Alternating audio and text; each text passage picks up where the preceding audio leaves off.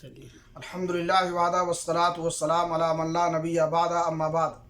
عن ابی ہریرہ رضی اللہ تعالی عنہ عن النبی صلی اللہ علیہ وسلم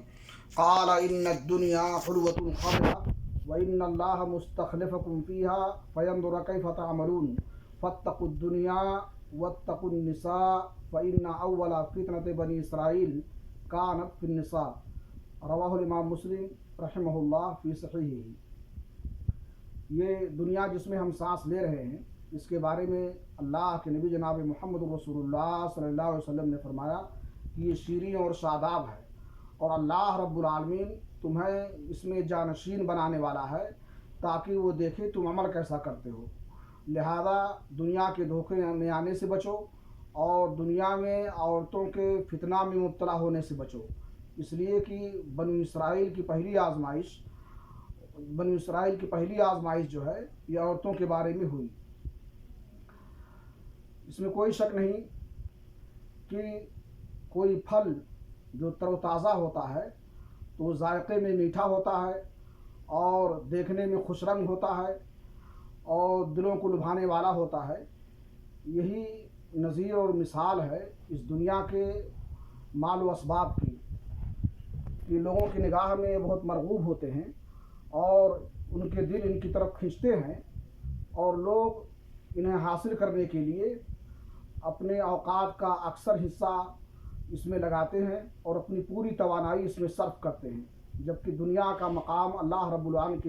العالمین کی نگاہ میں کچھ بھی نہیں ہے۔ اللہ کے رسول جناب محمد رسول اللہ صلی اللہ علیہ وسلم نے فرمایا لو کانت الدنیا تعدل عند اللہ جناح بعوضہ